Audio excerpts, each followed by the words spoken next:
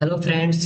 ये web development का 14 video है जिसमें हम लोग पढ़ेंगे HTML टेबल्स। इसकी पिछले वाले वीडियो में पढ़े थे हम लोग HTML लिस्ट। ठीक है, तो टेबल अपने वेबसाइट में क्यों यूज करते हैं? कभी कभी ऐसा होता है कि जब भी हम वेबसाइट बनाते हैं तो वेबसाइट में कुछ डेटा ऐसा होता है जिसको रो एंड कॉलम में स्टोर करना पड़ता है। तो उस जगह पे हम टेबल का यूज करते हैं। तो यहाँ लिखा भी गया है, tables are use to arrange data into rows and columns. Tables data को रो एंड कॉलम में स्टोर करने के लिए यूज किया जाता है। अगर हमको टेबल को डिफाइन करना होगा तो हम टेबल टैग का यूज करते हैं। अगर रो को डिफाइन करना होगा तो हम लोग टीआर टैग का यूज करते हैं और टीआर टैग को क्लोज करते हैं। अगर हमको टेबल सेल डिफाइन करना होगा तो टीडी टैग को ओपन करते हैं और टीडी टैग को क्लोज करते हैं। उसी तरह से अगर हमको टेबल का हेडर डिफाइन करना होगा, अगर हमको टेबल का हेडर डिफाइन करना होगा तो हम लोग टीएच टैग का यूज करते हैं टीडी के जगह पे। अगर हमको टेबल का हेडर डिफाइन करना होगा तो टीएच टैग का यूज करेंगे टीडी के बदले। समझ में आ गया? एग्जाम्पल में देखो, ये तुम्हारा टेबल है, यहाँ पे डिफाइन किया गया है टेबल टैग और यहाँ पे टेबल टैग को क्लोज किया गया है। टेबल टैग के अंदर एक एट्रीब्यूट है बॉर्डर, इक्वल करके डबल कोट के अंदर यहाँ पर 2 लिखा गया है। यहाँ पे नंबर अपने अकॉर्डिंग जितना बड़ा देना सकते हो दे सकते हो, 1 2 3 4 जितना नंबर देना चाहते हो नंबर दे सकते हो।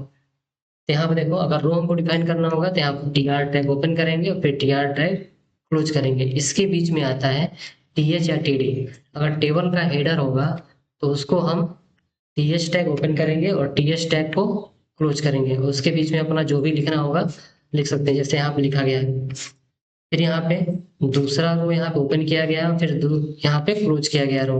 टीडी डेटा ओपन करेंगे, टीडी ओपन करेंगे और टीडी को क्लोज करेंगे और इसके बीच में अपना डेटा लिखना स्टार्ट करेंगे। समझ में आ गया? चलते हैं हम लोग अपने कोड पे, कोड करके देखेंगे। फोल्डर बनाएंगे जिसका नाम होगा वीडियो 14। इसके अंदर फाइल रहेगा जिसका नाम रहेगा table dot H T M L. Shift दबा के 1 दबाएंगे और टैब दबाएंगे और यहाँ लिखेंगे टेबल और यहाँ पे टेबल टैग। टेबल बनाने के लिए टेबल टैग का यूज करते हैं। टेबल टैग को ओपन करेंगे फिर टेबल टैग को क्लोज कर लेंगे। अब देखो, यहाँ पर रो डिफाइन करना है तो टी आर टैग लिखेंगे, टी आर टैग ओपन करेंगे, टी आर टैग को क्लोज करेंगे। इसके बीच में रहेगा टी एच, क्योंकि टेबल का हेडर हमको देना है तो यहाँ पे देंगे नेम और यहाँ पे रहेगा फिर दोबारा टी एच करके हिंदी। फिर टी एच यहाँ लिखेंगे, इसमें रहेगा इंग्लिश। फिर दोबारा हम टी एच लेंगे एक और इसमें लिखेंगे मैथ। ठीक है, ये तुम्हारा पहला रो हो गया। अब उसमें कितना सेल है? 1 2 3 4। इसको कॉलम भी बोल सकते हो। ये तुम्हारा पहला कॉलम हो गया, ये तुम्हारा दूसरा कॉलम, ये तुम्हारा तीसरा कॉलम, ये तुम्हारा चौथा कॉलम। ठीक है, फिर दोबारा हम अरेंज करेंगे एक दूसरा रो बनाने के लिए। उसके बाद यहाँ पे हम टीडी का यूज करेंगे क्योंकि अब इसको टेबल का हेडर नहीं बनाना है, बस हमको एक्चुअल डेटा डालना है। यहाँ पे हम लिखेंगे जो भी नाम देना होगा नाम दे सकते हो। तो यहाँ पर मनीष नाम दिए हैं, फिर दोबारा टीडी लिखेंगे और यहाँ पे कुछ नंबर लिख सकते हैं जैसे कि इतना। फिर इसको कॉपी पेस्ट कर लेंगे, हम कॉपी फिर यहाँ पे पेस्ट कर लेंगे 3 बार। नंबर यहाँ पे चेंज कर लेंगे। इतना करने के बाद हम यहाँ पे राइट क्लिक करेंगे और ओपन विथ लाइव सर्वर पे जाएंगे। तो अगर पहली बार में नहीं ओपन होगा तो फिर दोबारा राइट क्लिक करना और यहाँ पे ओपन विथ लाइव सर्वर पे क्लिक करना। ये ओपन हो जाएगा। देखो, ये तुम्हारा टेबल आ गया, लेकिन इसमें कोई कहीं पर भी बॉर्डर नहीं है। ये तुम्हारा टेबल आ गया, इसमें कहीं पर भी बॉर्डर नहीं है। तो उसके लिए हम क्या करेंगे, अपने टेबल टैग के अंदर आएंगे, यहाँ पे लिखेंगे बॉर्डर। यहाँ पे जितना नंबर देना चाहते हो दे सकते हो। यहाँ पे देंगे हम 2, सेव करेंगे और यहाँ देखो ऐसे आ जाएगा। इसको जूम करके दिखा देते हैं हम। देखो, ये तुम्हारा टेबल आ गया। क्लियर है?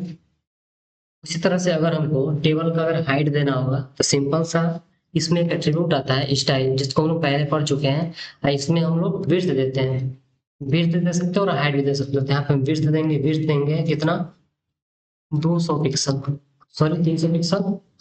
इसको रिफ्रेश करेंगे तो ऑटोमेटिक ये इतना बड़ा आ जाएगा। अगर हम इसको 500 करेंगे तो देखो, कहने का मतलब ये है कि अगर टेबल का साइज बढ़ाना होगा तो एक स्टाइल एट्रीब्यूट होता है, इक्वल करके डबल कोट के अंदर विड्थ कॉलन करके यहाँ पे वैल्यू दे सकते हैं नंबर में, और यहाँ पे लास्ट में px लगा लेंगे। ठीक है, अगर हाइट भी देना होगा तो px के बाद यहाँ पे सेमी कॉलन और फिर दोबारा यहाँ पे हाइट लिखेंगे, और इसमें दे सकते हैं R2 नहीं तो 200 पिक्सल। सेव करने के बाद हम अपने फिर ब्राउजर में देखेंगे तो ऐसे दिखाई देगा। ठीक है, ये टेबल का विड्थ सेट करने के लिए है और टेबल का हाइट सेट करने के लिए है। तो कैसे सेट होगा, देखो स्टाइल एट्रीब्यूट होगा जिसको हम लोग पहले पढ़ चुके हैं, स्टाइल एट्रीब्यूट को डिव एलिमेंट के साथ। उसको इक्वल करेंगे डबल कोट के अंदर, यहाँ देखो विड्थ कॉलन 500 पिक्सल, उसी तरह से यहाँ पे हाइट कॉलन 200 पिक्सल। ये जो नंबर लिखा है ये नंबर तुम अपने अकॉर्डिंग कुछ भी दे सकते हो, 100 पिक्सल, 200 पिक्सल, 50 पिक्सल। उसी तरह से हाइट का जो ये नंबर है, ये नंबर तुम कितना भी दे सकते हो, 100, 200, 300, 400, जो भी तुम्हारा मर्जी है। ठीक है, सेव करने के बाद यहाँ पे देखो रिजल्ट ऐसे दिखाई देगा। अगर हमको सिर्फ एक रो का हाइट बढ़ाना होगा, ठीक है, तो हम क्या करेंगे, पहले रो का क्या करना है, पहले रो का हाइट बढ़ाना है। ठीक है, बस पहले रो का। तो पहले टीआर के अंदर आएंगे टेबल और यहाँ पे लिखेंगे स्टाइल, और यहाँ पे लिखेंगे हाइट। इसको हम बढ़ाएंगे कितना, 600 पिक्सल, क्योंकि 500, सॉरी, इसको लिखेंगे हम 300 पिक्सल। तो बस ये पहला रो का हाइट देखो 300 पिक्सल आ गया। ठीक है, उसी तरह से अगर एक कॉलम का हाइट बढ़ाना हो, जैसे कि अगर इस कॉलम का हाइट है नेम वाला का, अगर इसको हाइट, सॉरी हाइट नहीं विड्थ बढ़ाना है तो हम लोग स्टाइल विड्थ और इसको हम रखेंगे 400 पिक्सल। अब देखो ये समझ में आ गया, समझ में आ गया, समझ में आ गया। इसे हम लोग क्या कर सकते हैं, अपने टेबल का विड्थ और हाइट को सेट कर सकते हैं। जब भी हम रो में जाते हैं तो रो में सिर्फ हाइट सेट करते हैं, विड्थ को सेट नहीं करते हैं। और जब भी हम लोग कॉलम आते हैं टीएच में चाहे टीडी में, तो हमेशा उसका विड्थ सेट करते हैं, ना कि उसका हाइट सेट करते हैं। लेकिन टेबल टैग के अंदर हम लोग विड्थ और हाइट दोनों को सेट कर सकते हैं, कोई प्रॉब्लम नहीं होगा। चलते हैं अपने नोट में, यहाँ पे आएंगे तो अगला हमारे पास है वो टेबल साइज है, जिसमें आपका विड्थ और हाइट है, जिसका यूज करके अपने टेबल के साइज को बढ़ा सकते हैं और कम कर सकते हैं। ठीक है, तो इसको हम समझा दिए हैं। अगला टॉपिक है सेल पैडिंग एंड स्पेसिंग। यहाँ देखो cell padding, cell padding is the space between cell border and the cell content. जो सेल पैडिंग होता है, सेल के बॉर्डर और सेल के कंटेंट के बीच में स्पेस होता है, उसे हम कहते हैं सेल पैडिंग। ठीक है, ये जो होता है बाय डिफॉल्ट 0 होता है। समझ गया। अगर इसको हम सेट करना होगा सेल पैडिंग को, तो एग्जाम्पल में देखो क्या लिखना पड़ेगा, T H comma T D करली ब्रैकेट के अंदर पैडिंग लिखना पड़ेगा, कॉलन करके यहाँ पे नंबर, और उसके बाद यहाँ पे पी एक्स लिखना पड़ेगा। ठीक है, उसी तरह से यहाँ देखो cell spacing, cell spacing is the space between each cell. प्रत्येक सेल के बीच में जो स्पेस होता है उसे हम लोग बोलते हैं सेल स्पेसिंग। ये बाय डिफॉल्ट 2 पिक्सल का होता है।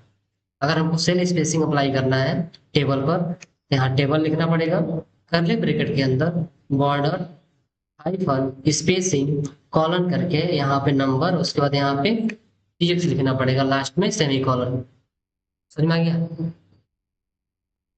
चलो इसका कोड करके समझते हैं हम लोग, अपनी कोडिंग में आएंगे और यहाँ पे आने के बाद इसका आउटपुट देख लेते हैं। पहले राइट क्लिक करेंगे और ओपन विथ लाइव सर्वर, जो कुछ इस तरह से दिख रहा है। तो क्या करेंगे, जो भी हम लोग हाइट और विड्थ लगाए हैं उसको हटा देंगे। उम्मीद है हम लोग को समझ में आ गया होगा हाइट और विड्थ, तो इसलिए हम इसको हटा दे रहे हैं।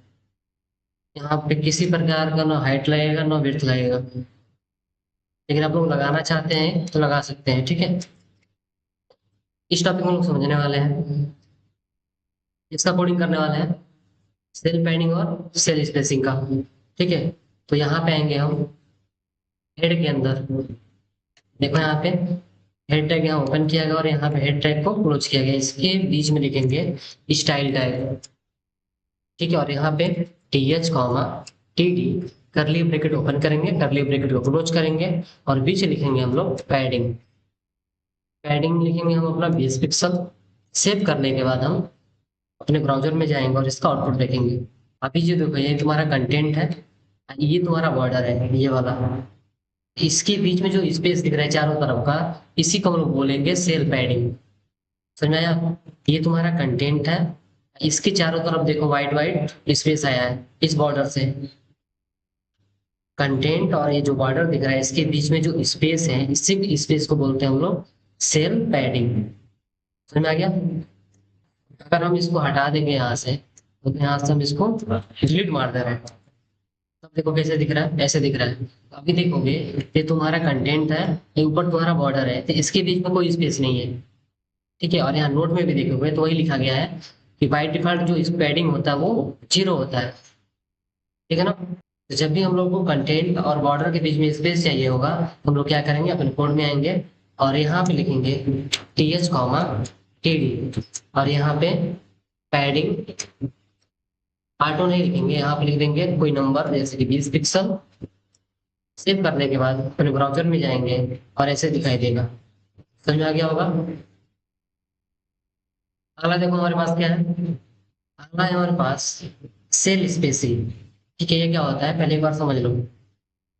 ये देखो ये तुम्हारा एक सेल है इंग्लिश वाला, ये तुम्हारा एक सेल है हिंदी वाला, ये तुम्हारा एक सेल है नेम वाला। मतलब ये सब एक एक सेल है, जैसे मैथ वाला एक सेल हो गया, इंग्लिश से अलग सेल हो गया, हिंदी अलग सेल हो गया। इन दोनों सेल के बीच में देखोगे तो यहाँ पे कोई स्पेस नहीं है, थोड़ा सा स्पेस है जो कि है 2 पिक्सल का। ठीक है, यहाँ पर नोट में भी लिखा गया है कि जो सेल स्पेसिंग होता है बाय डिफॉल्ट 2 पिक्सल का होता है।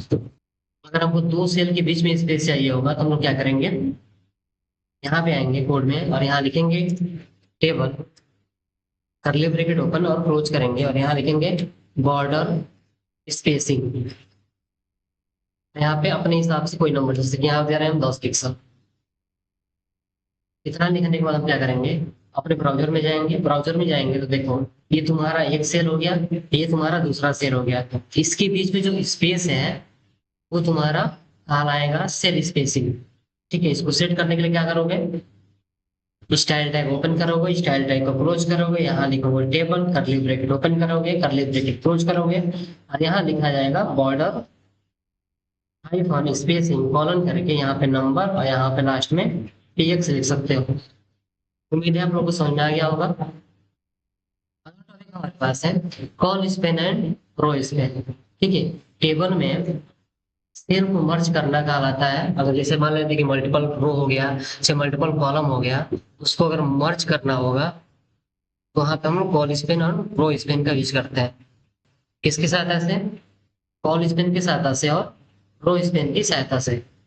कॉल स्पेन क्या करेगा, the colspan attribute is used to merge a cell across multiple columns. मतलब अगर हम कॉल स्पेन का यूज कर रहे हैं तो एक सेल मल्टीपल कॉलम्स को मर्ज कर सकता है। समझ में आ गया? जैसे कि अपने कोड में चलते हैं, हम यहाँ पे कोड में आने के बाद हम यहाँ पे आएंगे और जो नेम दिया गया है मनीष, उसके बाद एक और टीडी लगाएंगे और यहाँ लिखेंगे हम सिंह। समझ में आ गया? इतना करने के बाद हम क्या करेंगे, अपने ब्राउजर में चलेंगे और इसका आउटपुट देखेंगे। ये कुछ ऐसा दिखाई दे रहा है, तो हम क्या करेंगे, अभी जो भी हम लोग सेल पैडिंग और सेल स्पेसिंग लगाए हैं उसको हटा देंगे। हटाने के लिए क्या करेंगे, सबको सिलेक्ट करेंगे, कंट्रोल दबाए रखेंगे और स्लैश दबाएंगे, जो शिफ्ट के लेफ्ट साइड में होगा उसको। ठीक है, अब देखो सेव करेंगे इसको, ब्राउजर में चलोगे तो कुछ ऐसा दिखाई देगा। तो यहाँ देखो, यहाँ पे थोड़ा सा गैप आ गया है और यहाँ देखोगे तो ये तुम्हारा हिंदी, हिंदी के नीचे सिंह आ गया है। ठीक है, ये तुम्हारा गड़बड़ है। तो क्या करना पड़ेगा, जो नेम वाला कॉलम है, नेम वाला कॉलम है, उसको मर्ज करना पड़ेगा इन दोनों को, क्योंकि ये पूरा एक नाम है मनीष सिंह। ठीक है, तो इसलिए यहाँ पे जो नेम वाला कॉलम है उसको मर्ज करना पड़ेगा इन दोनों कॉलम को। क्या करना पड़ेगा इसके लिए, सबसे पहले जिसको मर्ज करना होगा वहां पे चलेंगे। मर्ज किसमें करना है, नेम को ना। क्या करेंगे, यहाँ पे आएंगे, लिखेंगे कॉल स्पेन, जितना कॉलम मर्ज करना होगा उतना नंबर यहाँ लिखेंगे। अगर 2 कॉलम मर्ज करना है तो 2 लिखेंगे, अगर 3 कॉलम मर्ज करना है तो 3 लिखेंगे। हमारे कंडीशन में दो ही कॉलम मर्ज करना है, तो यहाँ पे हम 2 लिखेंगे। इतना करने के बाद अपने ब्राउजर में आएंगे, देखो यहाँ पे अभी जो ये नेम वाला है, ये नेम वाला 2 कॉलम को मर्ज कर लिया है। बाकी यहाँ देखो जो गैप आ रहा था वो सही हो गया, बाकी सब कुछ अपने जगह पे है। ठीक है, तो कभी कभी हम लोगों को कॉल स्पेन की जरूरत पड़ता है, समझा गया। उसी तरह से देखो अभी हम चाहते हैं कि ये टेबल किस किस प्रकार का टेबल है, हमको चाहिए कि यहाँ पे स्टूडेंट आ जाए। ठीक है, तो क्या करना पड़ेगा हमको, यहाँ लिखेंगे हम TH, यहाँ लिखेंगे स्टूडेंट। लिखने के बाद हम अपने ब्राउजर में चलेंगे तो ऐसे दिखाई देगा, देखो अब यहाँ पे गैप आ गया। ठीक है, और यहाँ जो मनीष नाम है ये स्टूडेंट वाले कॉलम में आ गया। तो क्या करना पड़ेगा हमको, मर्ज करना है।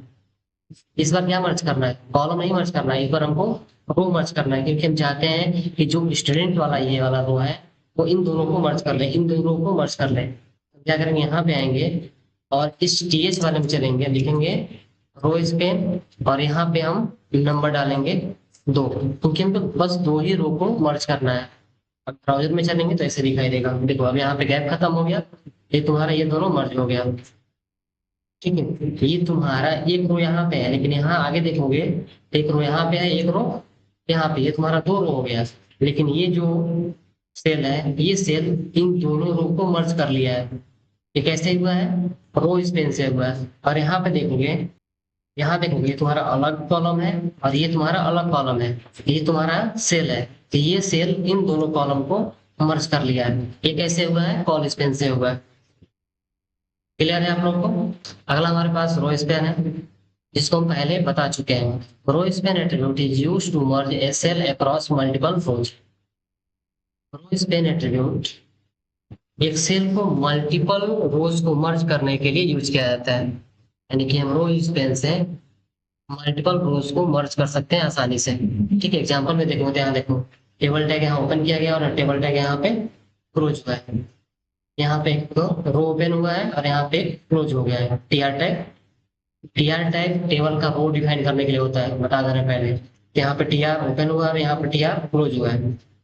उसके बाद यहाँ पे TH ओपन किया गया और TH को क्लोज किया गया, बीच में लिखा गया है नेम। उसके बाद से यहाँ पे भी है, यहाँ देखो यहाँ पे मर्ज किया गया है, क्या लिखा गया है, रो स्पेन इक्वल डबल कोट के अंदर रो, यानी कि जो ये वाला सेल होगा, ये सेल 2 रो को मर्ज कर लेगा।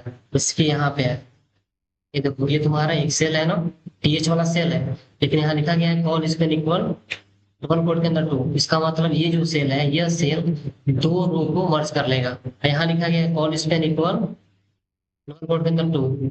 ठीक है, इसका मतलब ये जो सेल है ये 2 कॉलम को मर्ज कर लेगा। क्लियर है, उम्मीद है आप लोग को ये समझ में आ गया होगा।